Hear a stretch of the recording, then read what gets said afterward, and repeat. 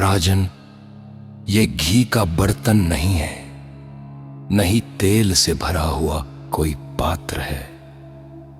इसमें न तो गुड़ भरा है और न ही शहद।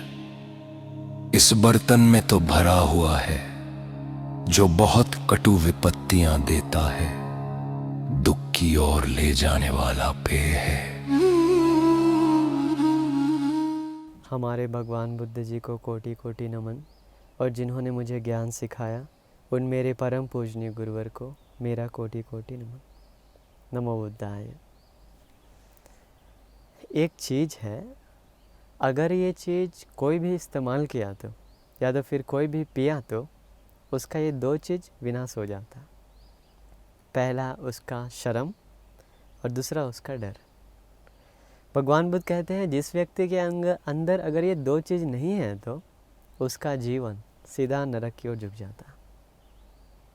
पहला क्या मैं बताया, आपके अंदर पाप करने में शर्म होना चाहिए और आपके अंदर पाप से डर होना चाहिए। अभी देखिए पूरा दुनिया चल रहा है तो ये दो कारण से ही चल रहा है। जिस दिन अगर किसी के अंदर ये शर्म ख़त्म हो जाएगा तो, डर ख़त्म हो जाएगा तो ये पूरा दुनिया चलना मतलब एक जानवर जैसा दुनिया बन जाएगा। लेकिन लोगों के अंदर अभी भी इंसानियत, मानवता, करुणा थोड़ा बहुत भी बचा हुआ है तो समाज चल भी रहा है तो ये पूरा समाज ये दो चीज़ से ही चल रहा है। तो इसलिए आज हम जानेंगे आखिर ये पाप से लज्जा और पाप से डर कैसे लोगों का ख़त्म कर देता है। एक चीज़ पता है वो एक चीज़ क्या है? शराब। अभी आप लोग देखे होंगे जो लोग शराब पीता है उसके पास ये दो चीज़ नहीं है, ये दो चीज़ नहीं है। तो आज हम जानेंगे, भगवान बुद्ध जी ही, ये बहुत सुंदर कथा है, भगवान बुद्ध जी अपने मुख से बताएं कि कैसे ये शराब का शुरुआत हुआ, कब ये शराब पृथ्वी पे आविष्कार किया गया, तो हम जानेंगे आज। तो इसका शुरुआत ऐसे हुआ, एक दिन हमारे भगवान बुद्ध जी श्रावस्ती नगर में विराजमान थे, मतलब श्रावस्ती में रह रहे थे। तो उस समय श्रावस्ती में एक उत्सव आया, सुरा उत्सव। तो सुरा उत्सव आने के बाद अभी श्रावस्ती में लगभग 500 स्पेशल लड़कियां लोग थी, मतलब शादीशुदा स्त्री लोग। ये 500 स्त्री लोग अपने अपने घर में शराब बनाना शुरू किया। तो ये उन दिनों ऐसा दुकान में जाकर ख़रीदने से ज़्यादा लोग घर पे ही बनाता, घर पे ही वो अपना कोई तरीका होगा बनाने का, उसी तरीका सब कुछ तैयार करके 500 वो स्त्रियां लोग अपने अपने पति के लिए और ख़ुद के लिए वो शराब बना रही थी, वो सुरा उत्सव के लिए। तो उसी दिन विशाखा, जो भगवान बुद्ध को बहुत दान देने वाली एक उपासिका, महोपासिका, गुरु उपासिका, वो अपने वो दोस्तों से मिलने के लिए गए। अब देखिए वो जो मैं 500 आपको बता रहे हैं वो स्त्रियां विशाखा की सहेली है, दोस्त है। अभी कभी कभी ऐसा होता है ना, शराबी है लेकिन वो अच्छे लोगों के साथ भी कांटेक्ट में रहता है लेकिन शराब पीने वाला है, तो ऐसा होता है कभी कभी। तो वो 500 स्त्रियां शराब बना ली। अभी अगले दिन तैयार थी वो सुरा उत्सव मनाने के लिए, अपने अपने पतियों को पिलाने के लिए और खुद पीने के लिए। तो वो सारे 500 जो सहेली थी अचानक एक बार विशाखा के पास आई और आकर बताई, विशाखा कल सुरा उत्सव है, कल हम लोग चलेंगे क्या वो शराब पीने के लिए? अब विशाखा बोले तो 7 साल का उम्र में ही वो श्रोतापन हुई उपासिका, कभी भी अपना सिर भंग नहीं करती। वो बताए नहीं नहीं, ये गंदा चीज़ तो हम अपना ये होठों में भी वो लगाने में हमें डर लगता है, हम नहीं कभी लगाएंगे अपना होठों में भी ये चीज़। ऐसा करके उन लोग को बताएं। सहेली लोग बताई, अरे विशाखा तुम तो हमेशा दान देना ही पसंद है ना, भगवान बुद्ध को बुलाकर, भिक्षुओं को बुलाकर दान देना ही पसंद करती है ना, तुम्हारा उत्सव तो दान उत्सव ही है, लेकिन कल आने वाला सुरा उत्सव, चलो हम लोग थोड़ा सुरा पीते हैं, ऐसा करके बोली। फिर भी ये विशाखा उपासिका नहीं मानी। इसके बाद अगला दिन हुआ। अभी अगला दिन सुरा उत्सव का तैयारी है, पूरा गांव में हर जगह पे ढोल मजीरा सब पीट रहा है, बजा रहा है और सुरा पीने के लिए सब तैयार है। और उसी दिन ये विशाखा, देखिए सत्पुरुष लोगों का गुण कैसा है। कैसा भी उत्सव क्यों ना हो, कैसा भी पार्टी शार्टी क्यों ना हो, वो लोग उससे हटकर दान के लिए प्रेरित होते हैं। विशाखा वैसा थी।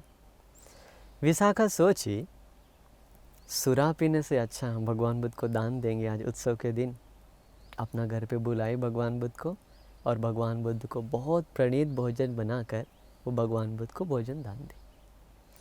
अभी दान देने के बाद बाकी जो 500 सहेलियाँ थी वो लोग तैयार है अपना घर पे वो शराब बना करके, छोटा छोटा कुछ वो बॉक्स जैसा कुछ होगा उस समय, उसमें डालकर वो अपना अपना कमर में भी वो लोग रख लिया और पति को भी पिलाया। तो अभी वो 500 लोग सीधा विशाखा के आमने सामने मिल गए। मिलने के बाद उसी समय शाम के समय ये विशाखा भगवान बुद्ध के पास आ रही थी प्रवचन सुनने के लिए। आने के बाद विशाखा कहती है, अरे सहेली दोस्तों, चलो हम लोग चलते हैं आज भगवान बुद्ध से प्रवचन सुनने के लिए, आज उत्सव का दिन है। अभी याद रखिए वो लोग छोटा छोटा वो अपना वो कमर में छुपाई हुई है वो शराब। इसके बाद वो लोग पसंद नहीं थे जाना, लेकिन अभी विशाखा उसका बेस्ट फ्रेंड है, टाल नहीं सकता बात। वो लोग क्या किए, विशाखा को बोली ठीक है तुम आगे चलो, हम लोग पीछे से आ रहे हैं। विशाखा धीरे धीरे आगे गई और उन लोग भी पीछे पीछे आ रहे थे। आते समय जहाँ पर ही भगवान बुद्ध का वो श्रावस्ती विहार है, जेतवन आश्रम, उसके जस्ट दरवाजे के बाहर वो लोग चुप से अपना अपना वो शराब निकाल करके पूरा मुंह में उड़ेल ली, पी लिया सब लोग। 500 स्त्रियाँ अभी पी करके आ गई वो प्रवचन सुनने के लिए भगवान बुद्ध के सामने। अभी सारा जनता लोग बैठा है, विशाखा उपासिका भी बैठी है, वो लोग भी बैठे हैं 500 लोग। भगवान बुद्ध जी अपना कुटिया से पधार रहे थे धर्मासन पे बैठने के लिए। आते समय वो जो एक शराब पी हुई थी स्त्री 500 में से एक ही स्त्री क्या की, भगवान बुद्ध को देखने के साथ पूरा जोर जोर से ताली बजाना शुरू कर दी। और एक जो स्त्री थी वो पूरा कुछ गुनगुनाने लगी गाना जैसा, और जो कुछ स्त्रियां थी वो पूरा उसी टोन के अनुसार वो हाथ पैर थिरकाते हुए नाचने लगी। और भी जो कुछ स्त्रियां थी वहाँ पे वो ज़मीन पे लेटकर पूरा गोल गोल डांस करने लगी शराब के नशे में। इतना वो मतलब कड़वा शराब का नशा करके ऐसा हुआ, वो नशा में आ गए सब। बाकी लोग जो था वो इधर उधर पटका गया गिर करके। अभी देखिए एक बात सोचने से हम लोगों को कितना अजीब लगता है ना, ये भगवान बुद्ध का आश्रम में गई, शराब पी कर गई, भगवान बुद्ध जी को देखते देखते एक नाच रही है, गा रही है, बजा रही है, पढ़ रही है इधर उधर नशे में। भगवान बुद्ध को कैसा करना आया होगा उन लोगों के प्रति? क्या लगता है उन लोगों को भगा दिए होंगे क्या? भागो भागो, यहाँ शराब पी कर आना मना है, जाओ यहाँ से भागो, भगा दिए होंगे क्या? नहीं। हम लोग ऐसा कर सकते हैं? हम लोग के पास कुछ नहीं है ज्ञान, भगवान बुद्ध ही के पास है दूसरों को मन देखने का ज्ञान। वो अपने चमत्कार से देखे, अपने ज्ञान का बल से देखे इन लोगों के अंदर छुपा हुआ एक चिंगारी, ये पुण्य का बीज है इनके अंदर, पुण्य का चिंगारी है, वो भगवान बुद्ध देख लेंगे। देख करके भगवान बुद्ध उसी समय अपना चमत्कार से, अपना ध्यान का बल से, देखिए बहुत कुछ करते हैं वहाँ पर। अब ये जो सब कुछ नशे में जो स्त्रियाँ ये कर रही है, उन लोगों का नशा तोड़ने के लिए भगवान बुद्ध सीधा अपना चमत्कार से तुरंत घना अंधकार चारों तरफ फैला दी। सूरज उगा हुआ था, फिर भी भगवान बुद्ध अपना चमत्कार से पूरा अंधेरा चारों तरफ कर दिया। पूरा घना अंधेरा है। अंधेरा रहते समय भी इन लोगों को थोड़ा डर जैसा लगने लगा। ये 500 जो स्त्रियाँ शराब पी हुई थी, अचानक भगवान बुद्ध अपना चमत्कार से एक सिनेरु नाम का एक पर्वत है, उसी पर्वत पे चले गए आसमान में। जा करके उसी पर्वत पे बैठ गए और बैठ करके उसी घना अंधेरा जो था उस समय, तुरंत भगवान बुद्ध अपना चमत्कार से उजाला किए चारों तरफ। केवल और केवल उन 500 स्त्रियों को भगवान बुद्ध दिख रहे हैं और कोई नहीं। और उसी समय भगवान बुद्ध जी एक सुंदर गाथा कहते हैं, कोनु हासो किमानंद निच्चंग पज्जलिते सतिंग अंधकारेण ओ नद्दा पदीपं न गविष्यथ। वो कहते हैं ये तुम लोग जो हंस रही है ये कैसी हंसी है, किस बात का हंसी, किस बात का आनंद।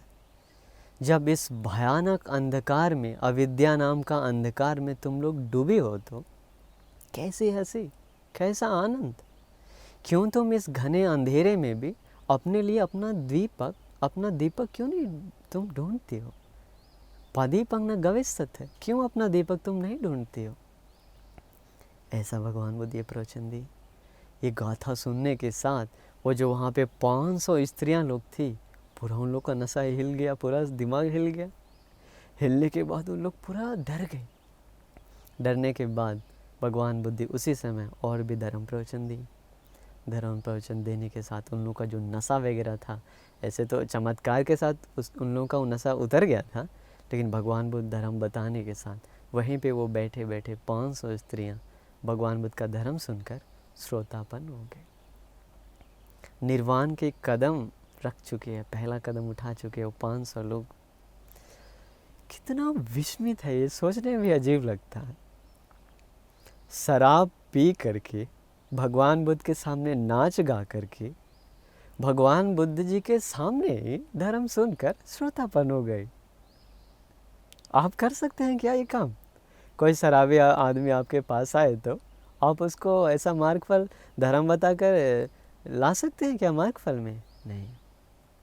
इसलिए कहते हैं भगवान बुद्ध जी श्रेष्ठ हैं, भगवान बुद्ध जी महान हैं, क्योंकि वैसा काम कोई और नहीं कर सकता। इसलिए भगवान बुद्ध सम्मा संबुद्ध है। तो इसके बाद वो श्रोतापन होने के बाद भगवान बुद्ध धर्म प्रवचन देकर फिर अपना वो चमत्कार ख़त्म करके भगवान बुद्ध वो धर्मासन से फिर वहाँ से उठ करके अपनी कुटिया की ओर चले जाते हैं। वहीं पर विशाखा फिर वहाँ से उठ जाती है। उठ करके भगवान बुद्ध के पीछे पीछे जाकर भगवान बुद्ध से हाथ जोड़कर कहते हैं, भगवान बुद्ध जी, जिस चीज़ को पीने के कारण मनुष्य का ये लाज, शर्म, डर, भय ख़त्म हो जाता है, ये बुरा चीज़ शराब का शुरुआत कैसे हुआ, कैसे ये दुनिया में शराब आया? भगवान बुद्ध जी कृपा करके हमें बताइए। तो उसी समय भगवान बुद्ध जी अपने आसन पे बैठकर विशाखा को ये कहानी बताते हैं। कौन सी कहानी?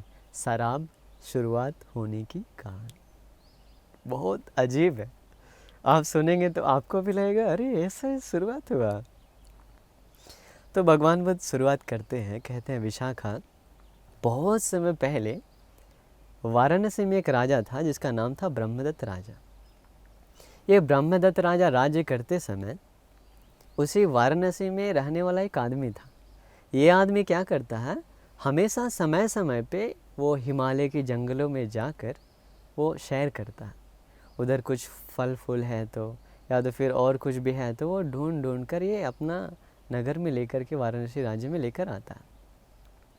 तो ये जंगली आदमी मतलब शहर में ही रहने वाला है, लेकिन समय समय पे हिमालय में जाकर कुछ ढूंढता है। तो उसे ये जो व्यक्ति है, इस व्यक्ति का नाम था, इसी का नाम था सुरा। तो ये सुरा नाम का आदमी हिमालय में एक बार गया जंगलों में। तो उन दिनों हिमालय में एक बहुत बड़ा पेड़ था। ये पेड़ बहुत ऊंचा है, हट्टा कट्टा मोटा, और ये पेड़ का 3 शाखाएं हैं, 3 तरफ निकला हुआ, बहुत मोटा मोटा बड़ा बड़ा। तो जिस जहाँ से वो पेड़ का वो बंटवारा होता है, वो डाली का 3 का, वहीं पे पेड़ का बीच में जस्ट वहाँ पे बहुत बड़ा एक खड्डा था पेड़ का बीच में। वो अलग अलग 3 डालियाँ निकला उसके बीच में, वो गड्ढा बहुत बड़ा है खड्डा। तो अचानक क्या हुआ, अभी समय समय पे उसे जो बड़ा पेड़ है उसके आसपास काफ़ी सारे पेड़ थे अलग अलग फल फूल का। तो समय के साथ आंधी तूफान आने के बाद वो जब हवा चलता है तो हवा के झोंकों से वो आसपास का जो फल का पेड़ है ना, आंवला वगैरह और भी अलग अलग जो भी कुछ है, वो फल वो हवा के झोंकों से आकर उस गड्ढे में गिर जाता है। इसके बाद उन दिनों उसे जो पेड़ है, पेड़ के कुछ दूरी में एक धान का एक खेत था। तो अभी काफ़ी सारे लोग, जो आप लोग जाने तोते लोग जाते हैं उस खेत में चावल खाते हैं अपना वो चोंच से, और कुछ कुछ वो जो धान का बाली है वो लाकर उस पेड़ पे रखते हैं और रख करके उस पेड़ पे बैठकर आराम से खाते हैं। तो अभी जिस डाली पे वो तोता लोग बैठकर वो धान वो खाता है, उसका खाने के बाद उसका जो छिलका है और कुछ कुछ दाना वो चावल वाला वो सीधा ड्रॉप होता है उसी गड्ढा में, जो पेड़ का बीच में गड्ढा है उसी गड्ढा में वो गिर जाता है। गिर गया। तो अभी समय बदलते गया, फिर धीरे धीरे बारिश का मौसम आया। बारिश का मौसम में क्या हुआ, जोर से बारिश आने के कारण उसे जो खड्डा हम आपको बता रहे हैं उसमें बारिश का पानी जमा हो गया। अभी बारिश का पानी जमा होने के कारण और काफ़ी समय तक ऐसे रहते रहते के कारण क्या हुआ, एक दिन अचानक वो बहुत कड़ाके की धूप आया। मतलब बारिश का मौसम ख़त्म होने के बाद धूप आया बहुत ज़ोरों से। धूप आने के बाद वो जो अभी याद रखिए वो पानी के अंदर बहुत सारा फल है, पुराना पुराना, और कुछ धान है, चावल है, वो पुराना हो गया। धूप पड़ने के कारण वो पानी का रंग पूरा का पूरा लाल रंग हो गया, जस्ट लाइक वो मतलब एक रेड जूस जैसा, पूरा प्योर रेड। तो अभी क्या होता है, अभी उसमें स्टोर है ये नया जो एक पान बना है उसमें स्टोर है। तो अचानक कभी कभी कोई पक्षियों को प्यास लगता है, ये पक्षी लोग आकर सीधा वहाँ पे देखता है वहाँ पे पानी है, वो लोग पीता है। पीने के बाद क्या होता है, वहीं पे वो पक्षी लोग गिर जाता है, वहीं पे तोता लोग पानी पीकर नीचे पेड़ के नीचे गिर जाता है। इसके बाद कोई बंदर लोगों को प्यास लगता है, वो लोग पेड़ से इधर उधर दौड़ते समय उसको दिखा दिया यहाँ पे पानी है, बंदर लोग भी आकर वो पानी हाथ में ऐसा करके वो लोग पीता। पीने के बाद कुछ देर के बाद दिमाग घूम जाता है वो बंदरों का भी, दिमाग घूम करके उसी पेड़ के नीचे वो लोग भी वहीं पे गिर जाता है। इसके बाद ऐसे काफ़ी सारे जानवरों के साथ ऐसा हुआ। इसके बाद अभी जो मैं आपको बताया सुरा नाम का आदमी था, यह सुरा नाम का आदमी हिमालय की ओर निकला उसी समय कुछ ढूंढने के लिए। तो जब ये उसी पेड़ के थोड़ा करीब गया तो देखा बहुत सारा जानवर लोग उस पेड़ के नीचे गिरा हुआ। फिर इसको लगता है कुछ ये लोग मर गया है क्या, कोई जहर कुछ खा पी लिया है क्या। थोड़ा करीब गया, पेड़ पे चढ़ा, दिखाई दिया बहुत बड़ा खड्डा है, पूरा लाल रंग का पानी। अंदर देखा कुछ बीज गिरा हुआ है, तो समझ में आया लगता है ये बहुत ख़तरनाक जहर है, ये पी करके ही ये लोग ज़रूर मर गया। लेकिन थोड़ा देर वहाँ पे पेड़ के आसपास उतर करके वो घूमते गया और कुछ खोजते हुए। अचानक कुछ देरों के बाद वो देखा जो तोता पक्षी वगैरह गिरा हुआ था वापस वो हिलने डुलने लगा। हिल डोल करके वो लोग पंख फैलाते फड़फड़ाते हुए आसमान मुड़ गया। जो बंदर लोग वहाँ पे गिरा हुआ था वो बंदर लोग भी हाथ पर इधर उधर डुलाते हुए उठ गया और दौड़ करके भागे इधर उधर। तो ये दूर से जो देख रहा था ये सुरा नाम का आदमी, इसको समझ में आ गया ये तो जहर नहीं हो सकता। अगर ये जहर होता तो ये लोग मरना चाहिए था, ये तो फिर उड़ गया। ये गया सीधा वापस उस पेड़ के पास, थोड़ा सा अपना हाथ से ऐसा पानी लिया, लेकर थोड़ा सा पिया। पीने के साथ पीने वालों को ही पता होगा क्या होता है, दिमाग घूम गया। दिमाग घूमने के बाद वो भी पूरा चक्कर ऐसा उसको लगने लगा। अभी उसका मन में आया वो मांस खाने का मन आया। तो वहाँ पे कुछ और भी पक्षी था जो अभी तक नशा में गिरा हुआ था। ये क्या किया, सुरा नाम का आदमी आग जलाकर वो पक्षियों का पंख वगैरह तोड़कर उसको हत्या करके मार करके वो आग में पकाकर वो मांस उन लोगों का खाया। इसके बाद इसको ये नशा बहुत आनंद लग रहा, मज़ा लग रहा। ये क्या किया, बगल में बांस का पेड़ था, उसी बांस का पेड़ को काटा और एक जहाँ पे उसका वो गांठ होता है वो गांठ के पास से उधर काट करके जस्ट लाइक कप जैसा एक बनाया और बनाकर उस वो जो खड्डा था पेड़ का उसमें डाल कर ऐसे वो खड्डा में से वो शराब ले लिया। वो ले करके अब ये जो सुरा नाम का आदमी है इसको पता है हर एरिया में कौन किधर क्या रहता है। तो जस्ट उसी पेड़ के आसपास एक छोटा सा एक आश्रम था, उसी आश्रम में एक वारुण नाम का एक ऋषि जी रहते थे। तो अब ये सूरा कभी भी हिमालय इस तरफ आता है तो हमेशा वो ऋषि जी से मिलता है, कुछ फल फूल ला कर देता है। तो इस बार सोचा मैं ऋषि जी के पास जाऊंगा तो यही उनको दूंगा। जो पुराना कुछ मांस बचा हुआ था जला हुआ, वो भी ले लिया, ले करके गया ऋषि जी के पास और बताया, ये देखिए ऋषि जी, आज मैं आपके लिए एक बहुत बड़ा एक तोहफा लेकर आया हूँ, आप इसको पिएंगे तो आपका पूरा जीवन बदल जाएगा, थोड़ा ट्राई तो करिए। दिया, बहुत सारा ले गया था, खुद के लिए भी उसके लिए भी। वो बांस का था, उसमें ऐसा ऋषि जी थोड़ा सा चखा, चखने के साथ ऋषि जी का भी दिमाग घूम गया। वो सोचा, अरे इतना टेस्टी तो मैंने कभी पिया नहीं, ये ज़रूर बहुत अच्छा चीज़ है। मांस खाने का मन आया ऋषि जी को, वो भी वो तोता का जला हुआ मांस खाया। ऐसे करते गया तो भगवान बुद्ध कहते हैं, सुरा नाम का व्यक्ति उस शराब को पहली बार देखा, इसलिए उस पेय को, उस पीने वाला चीज़ को सुरा नाम पड़ गया। और दूसरी बार उस सुरा को पिया है वारुण नाम का ऋषि, इसलिए सुरा को, शराब को कभी कभी वारुणी भी कहते हैं। तो ऐसा होने के बाद अभी ये जो सुरा है और वारुणी ऋषि जी हैं, इन लोगों को बहुत मज़ा आ रहा है, खुशी आ रहा है। ये सोच रहा है हम सबको ये चीज़ बताएंगे। ऋषि जी बताया ऐसा है तो हम लोग सीधा वाराणसी राजा के पास चलते हैं, जाकर उनको ये टेस्ट करवाते हैं। राजा बहुत धन देगा, खुश हुआ। इसके बाद ये दोनों लोग जो वहाँ पे बांस का था, वो गांठ, उसमें वैसा ही कुछ कप वगैरह काट कर अपना पीठ में बांध कर ले गया सीधा राजा के पास। सैनिकों को बताया, जाओ जाकर महाराज को बताओ, हिमालय से एक सुरा नाम का व्यक्ति और एक वारुण ऋषि जी आए हैं, आपके लिए एक बहुत खास एक पेय पदार्थ लेकर आए हैं। सैनिक लोग बताया, राजा बुलाया, अंदर गया, खोल करके दिया राजा को पीने के लिए। राजा थोड़ा सा अपना होठ में सटाया, सटाने के साथ जीवन में कभी भी वो ऐसा कुछ पिया नहीं था, और मन किया और मांगा, जो भी था पूरा पिया, जो भी था सब खत्म हो गया वहाँ पे। इसके बाद राजा को मांस खाने का मन किया तो मांस भी उसको दिया। अभी राजा ये खाने पीने के बाद उसको इतना मज़ा आया शराब पीकर, वो सोचा, अरे वाह, ऐसा है तो हम इधर पूरा सबको देंगे। फिर ऐसा करते करते क्या हुआ, धर्म में आता है, भगवान बुद्ध कहते हैं, वो राजा जिस दिन से वो शराब पीना शुरू किया, उस दिन से लेकर धीरे धीरे वाराणसी राज्य का जो उन्नति था, धीरे धीरे पतन होना शुरू हो गया। अभी ये शुरा जो लड़का है, ये बार बार जाता है वहाँ उस पेड़ के पास, और वापस वो पान ले करके जो आसपास मंत्री लोग हैं उन लोगों को भी देता। ऐसे धीरे धीरे वो क्या किया, पूरा वाराणसी में वो बात फैल गया।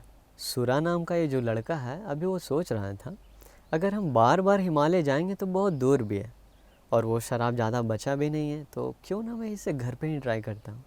तो उधर वो देख लिया था उसमें क्या क्या मिला हुआ, बीज है, फल है, फूल है, वो सब कुछ लेकर अपना घर पे ही एक घड़े में एक घड़े में डालकर नीचे से आग जलाकर उसको ट्राई किया घर पे ही बनाने के लिए।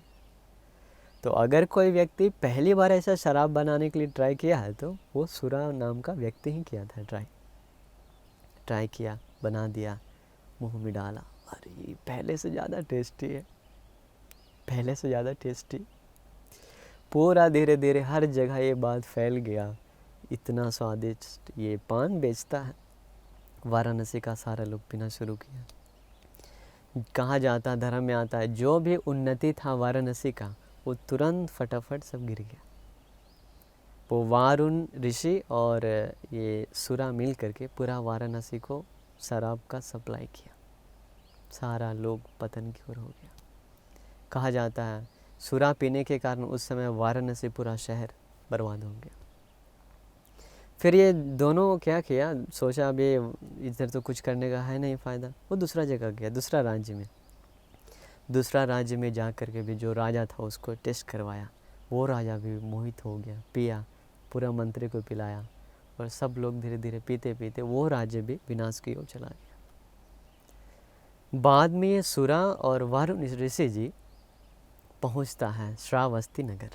तो बहुत पहले का बात है। तो श्रावस्ती नगर में उन दिनों एक राजा था जिसका नाम था सर्वमित्र राजा। ये सर्वमित्र राजा को भी पता चला ऐसा कोई आया है कुछ पान लेकर। अभी राजा को ये बात बताया कि सुरा बनाने के लिए ये सामान का आवश्यकता है। राजा सब कुछ उसे ला कर दिया, फल फूल बर्तन सब कुछ तैयार करके दे दिया। अभी सुरा नाम का ये लड़का, बर्तन बोले तो छोटा घड़ा ऐसा नहीं, बहुत बड़ा। अभी देखिए ना आप लोग, वो बड़ा बड़ा शादी कुछ पार्टी में खाना बनाने का बड़ा बड़ा बर्तन होता है, वैसा वैसा बड़ा बड़ा घड़ा ला कर दिया और पूरा उसमें भरकर शराब बनाना शुरू किया। अभी सुरा को डर था अगर ये घड़ों में अगर चूहा लोग आकर गिर जाएगा तो शायद कुछ प्रॉब्लम हो सकता है। इसलिए जहाँ पे वो शराब बना रहा था, वो चूल्हा जहाँ पे जल रहा था, उसके चारों तरफ एक एक चूल्हा के पास एक एक कुत्ता को बांध दिया रस्सी से। क्यों? अगर कोई चूहा आए तो कुत्ता उसको अटैक कर देगा, इससे उससे सेफ्टी रहेगा। इसके बाद धीरे धीरे शराब बनना शुरू हुआ। जो गर्म था वो गर्म होते होते वो अंदर से बर्तन से ऊपर ओवरफ्लो होने लगा। वो झाग, उसका फेन सीधा वो ऊपर से नीचे की ओर गिरा। तो वहाँ पर जो कुत्ता लोग था, वो कुत्ता लोग जाकर वो गिरा हुआ झाग को अपना मुंह से थोड़ा उसको चाटने लगा। चाटने के साथ थोड़ा देर ही हुआ तो कुत्ता का पूरा दिमाग घूमने लगा, वहीं पे गिर गया। राजपुरुष लोग दूर से देख रहा था। वो लोग दौड़ कर राजा के पास गया, जाकर बताया महाराज महाराज वहाँ पे जो कुत्ता लोग था वो लोग वो फेन खाकर वो चाट कर मर गया वहीं पर। राजा को लगा ये लड़का और ऋषि मिलकर ये राज लूटने आया, षड्यंत्र है इन लोग, हमें मार करके ये पूरा राज्य ये लोग लूटने आया है, छोड़ेंगे नहीं। गया, बताया जाओ दोनों को पकड़ के लेकर लाया और सीधा उन लोगों को तलवार से गला काट कर दोनों को मार दिया। सुरा को और ऋषि को मार दिया। अभी जो कुत्ता वहाँ पे गिरा हुआ था नशा में, वो क्या किया, वहाँ पे बाद में चूहा लोग भी आया, आकर कुत्ता लोगों का कान के पास इधर दौड़ता उधर दौड़ता, शरीर पर लेटता, ऐसा ऐसा करके चूहा लोग भी भाग रहा था। इसके बाद चूहा लोग भी इधर उधर गिर गया। वो फेन थोड़ा टेस्ट करने के कारण वो लोग भी नशा में पड़ गया। एक मंत्री आकर बताया राजपुरुष लोग थोड़ा चेक किया था, उन लोग मरा है या नहीं मरा, तो उन लोग शायद पता हो गया होगा नहीं मरा हुआ। तो ये जाकर सीधा राजा को बताया नहीं नहीं महाराज, ये जो पेय पदार्थ है ये जहर नहीं है, ये बहुत टेस्टी चीज़ है, आप टेस्ट तो करिए। राजा और गुस्सा हुआ, उसको भी तलवार लेकर ख़त्म कर दिया। अभी कुछ देर के बाद वहाँ पे जो कुत्ता वगैरह लेटा हुआ था वो लोग फिर से उठ गया, कान हिलाते हिलाते सर हिलाते वहाँ पे उड़ गया। वो जो राजपुरुष था, सैनिक लोग, वो लोग फिर से राजा के पास दौड़ कर गया, बताया महाराज महाराज वो कुत्ता लोग सारे लोग उड़ गया। तब राजा को समझ में आया अरे ऐसा भी कुछ है। तब तो हम बुरा अच्छा से उसको टेस्ट करते हैं। थोड़ा सा टेस्ट किया, पूरा उसका दिमाग घूम गया। जीवन में कभी भी ऐसा वो कुछ पिया नहीं था, बहुत आनंद आया उसको, नशा आया। वो सोचा इतना थोड़ा पीने से इतना आनंद है तो हम इसको पूरा जनता के सामने अच्छा से पिएंगे। तैयार करो एक सुंदर सा मंडप, उसी मंडप में हम बैठकर और ये पूरा अपना जनता को भी ये पिलाएंगे। ऐसा करके राजा खुश हुआ और उसी दिन तैयार किया पूरा एक सुंदर मंडप। अभी राजा ये मदिरा पान शराब पीने के लिए पूरा तैयार है, बैठा हुआ है। जनता लोग भी आया हुआ है वो पीने के लिए, टेस्ट करने के लिए। उसी समय देवलोक में रहने वाले इंद्रदेव, जिसे भगवान बुद्ध शक्रदेव के नाम से भी पुकारते हैं, ये शक्रदेव याद रखिए एक देवलोक का एक पद है। ये पद मतलब समय के अनुसार चेंज होते रहता, बदलते रहता। ऐसा एक ही देवता हमेशा उस जगह पे नहीं रहता, वो अपना किया हुआ पुण्य का बल से उस जगह पे जन्म लेता है। अगर जिस दिन उसका पुण्य ख़त्म हो जाता है तो वो फिर उस पद से वो हट जाता। तो उन दिनों जो शक्रदेव था वो अपने दिव्य नेत्रों से देखा मनुष्य लोक में कोई दान पुण्य करता है या नहीं, पुण्य करता है या नहीं। तो जब वो धरती पे नज़र फिराया तो दिखाई दिया श्रावस्ती में बहुत बड़ा एक राजा, सर्वमित्र नाम का राजा, खुद और अपने जनता को एक बहुत जहर से भी ज़्यादा जहर, महाजहर अपना सबको पिलाने जा रहा। ये शराब, अगर ये शराब पीना शुरू किया तो सबका जीवन बर्बाद हो जाएगा। क्योंकि हुआ है, पहले का जो दो राज्य में गया पूरा विनाश हो गया। तो इसलिए अभी ये इंद्रदेव जी देखें कैसे हम इन लोगों को बचाएंगे। इंद्र जी क्या किए, एक ब्राह्मण का रूप लिया। ब्राह्मण का रूप लेकर वो सीधा आसमान में आया। आसमान में अभी ब्राह्मण का रूप लेकर अपने हाथ में एक घड़ा लिया हुआ, घड़ा लेकर के सीधा वो राजा के सामने प्रकट हुआ, पूरा चमचमाते हुए। राजा सामने देखा, देख करके बोलता, अरे इतना सुंदर ब्राह्मण, तुम्हारा शरीर से तो चारों तरफ रोशनी फैल रहा है, तुम कौन हो, कहाँ से आए हो, और तुम जो अपने हाथ में ये घड़ा लिए हुए हो इसमें क्या है। तभी इंद्रदेव वो ब्राह्मण का रूप में सुंदर बात बताते हैं। सुंदर बात, देखिए ये सब कुछ भगवान बुद्ध जी ही बता रहे हैं विशाखा को। तो उसमें इंद्र जी उसमें पूरा लंबा एक विस्तार करते हैं, ये शराब पीने का दुष्परिणाम क्या है। उसमें कहते हैं, महाराज मेरे इस घड़े में ना तो तेल है, ना घी है, ना गुड़ है। इस घड़े में वो है जो सबका विनाश करने वाला चीज़ है। अगर आप चाहें तो इसे खरीद लीजिए। इस घड़े में वो चीज़ है जिसे पीने के बाद लोग नशे में आ करके जगह जगह गिर जाता है, कभी नाले में, कभी पर्वत के ऊपर से नीचे गिर जाता है, कभी इधर उधर गिर जाता है। तो जो चीज़ पी कर लोग इधर उधर गिर जाता है वही इस घड़े में है, आप चाहे तो खरीदिए इसे।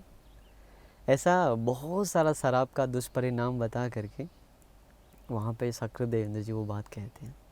तो उस समय शराब का काफ़ी सारा दुष्परिणाम वो शक्रदेवेंद्र जी बताएं, तो सारा दुष्परिणाम आप वीडियो का अंत में सुन सकते हैं ऑडियो के ज़रिए। तो देखिए फिर ऐसा बहुत सारा वो दुष्परिणाम बताने के कारण राजा को होश आता, उस ये सुन कर के पूरा डर जाता कि इतना सारा दुष्परिणाम है शराब पीने का। वो डर के मारे उसी समय हाथ जोड़ लेता, जोड़कर वो ब्राह्मण के सामने कहता है, हे ब्राह्मण, आप जिस तरह से हम पे दया किए, अनुकंपा की, इतना बड़ा दया अनुकंपा तो हमारा माँ पिताजी हम पे नहीं किया। आप इतना दया से, करुणा से हम लोगों को आकर ये बात बताएं, सचमुच में आप तो हमारे लिए बहुत बड़ा कल्याण करने वाला है। इसलिए हे ब्राह्मण, मैं आपको खुशी खुशी बहुत सारा धन संपत्ति देता हूँ, आप ये स्वीकार करिए। तभी वो आसमान में रहने वाला ब्राह्मण कहता नहीं मतलब अपना वो रियल रूप में आ जाता है। जो ब्राह्मण का रूप रहता है वो हट करके सीधा वो शक्रदेवेंद्र के रूप में सामने आ जाते हैं। आकर कहते हैं, महाराज आपके प्रति मेरा दिल में करुणा था, तो मैं तो अभी आपको बता दिया ये शराब का दुष्परिणाम क्या है। आप ये दुष्परिणाम जान लीजिए और जान करके ही इससे दूर हो जाइए। क्योंकि जो व्यक्ति ये शराब पान से, मदिरा पान से दूर हो गया तो उसका जीवन दिन प्रतिदिन उन्नति की ओर ही गया। तो ऐसा ये बात बताने के बाद वो जो राजा था वो समझ गया, डर गया शराब पीने से। उसी समय क्या करता, जो बड़ा बड़ा बर्तन में शराब बनवाया था वो डंडा, मोटा डंडा लेकर सारा बर्तन को फोड़ दिया, सारा इधर उधर बह गया, सब खत्म शराब। लेकिन वहाँ पे था कुछ कुछ शराबी लोग जिसको उसको टेस्ट लग चुका था। वो लोग क्या क्या तरीका जान लिया, कैसे बनता है, क्या बनता है, सब कुछ सीख कर वो श्रावस्ती नगर से वो लोग दूर भाग गया। भाग करके उसी समय जगह जगह पे जाकर वो लोग फिर ये शराब बनाने का जो तरीका है सबको बताते बताते आज तक जो लोग दुनिया में शराब बेच रहा है और पी रहा है वो उसी का शुरुआत से आ रहा, वहीं से उसका शुरुआत हुआ।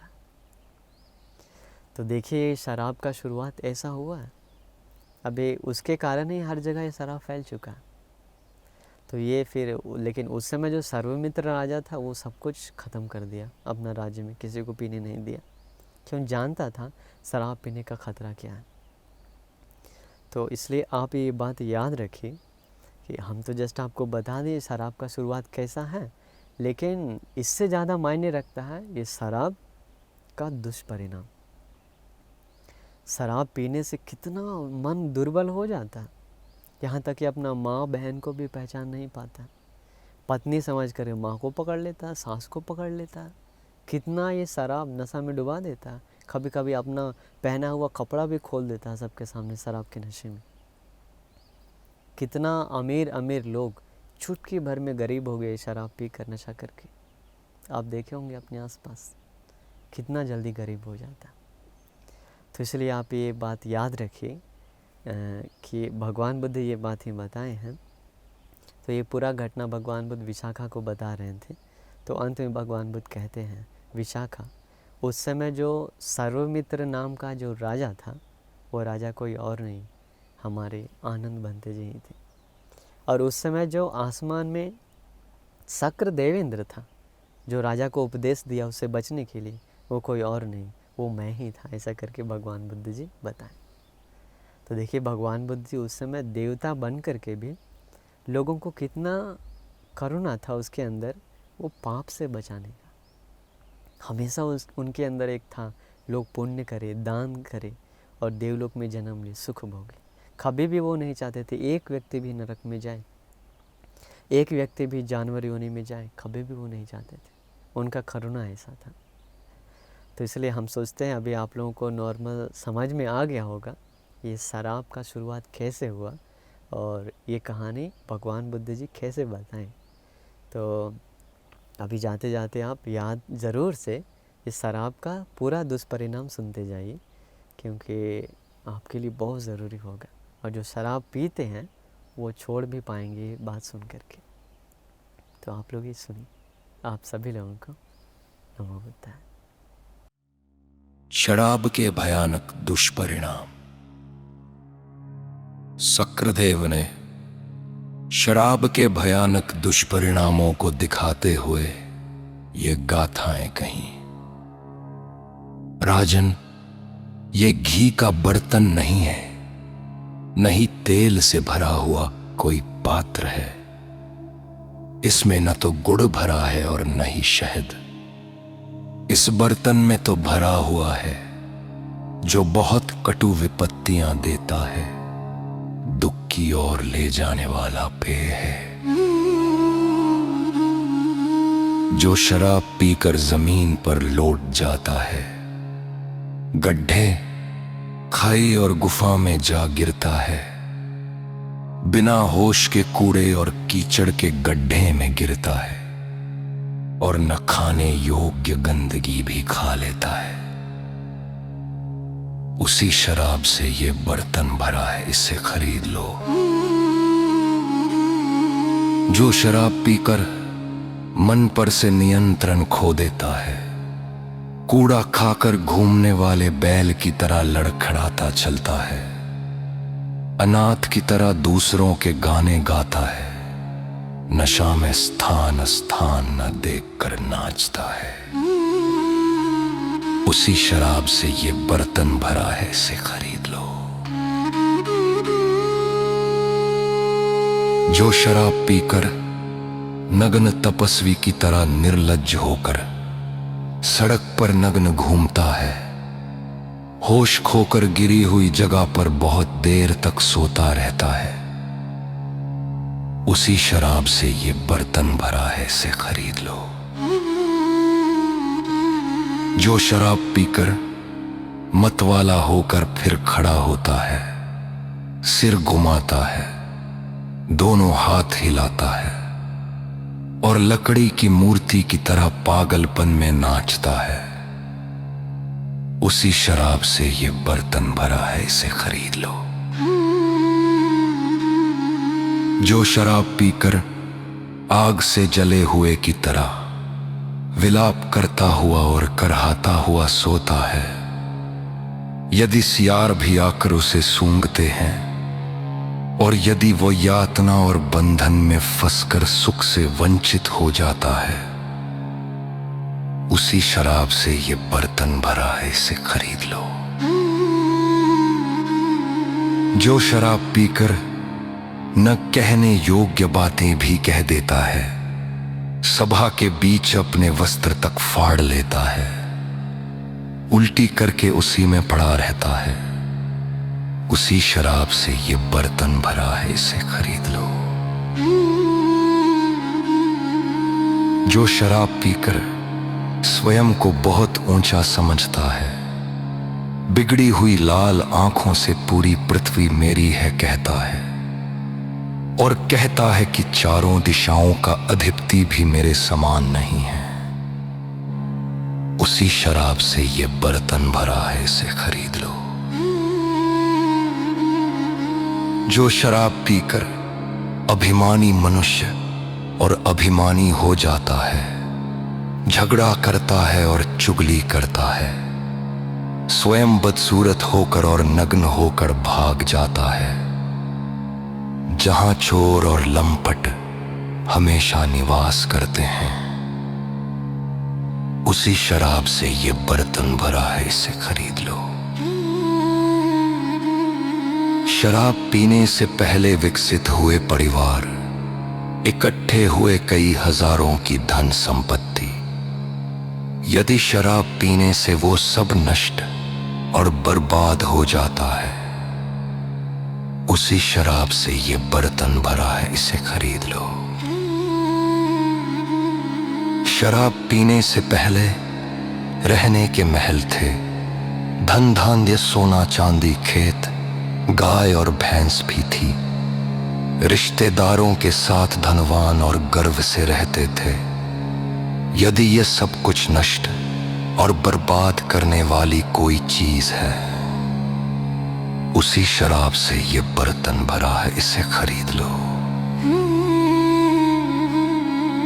जो शराब पीकर दुष्ट हो गया, ऐसा पुरुष माता पिता को भी गाली देता है और पत्नी समझकर सास को गले लगा लेता है, पत्नी समझकर बहू को भी गले लगा लेता है।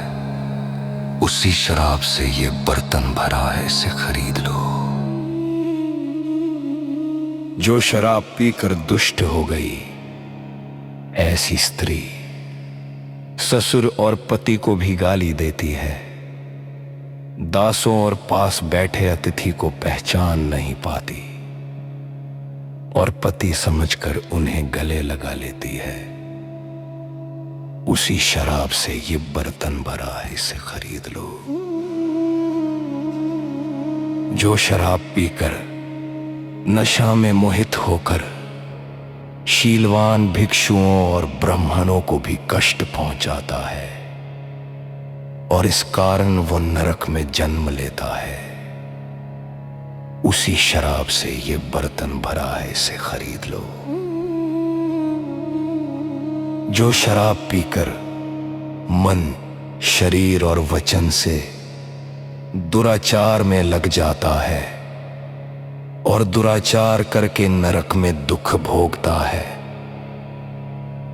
उसी शराब से ये बर्तन भरा है, इसे खरीद लो। जो व्यक्ति सोने के लिए भी पहले झूठ नहीं बोलता था, यदि वो शराब पीकर आसानी से झूठ बोलता है, उसी शराब से ये बर्तन भरा है, इसे खरीद लो।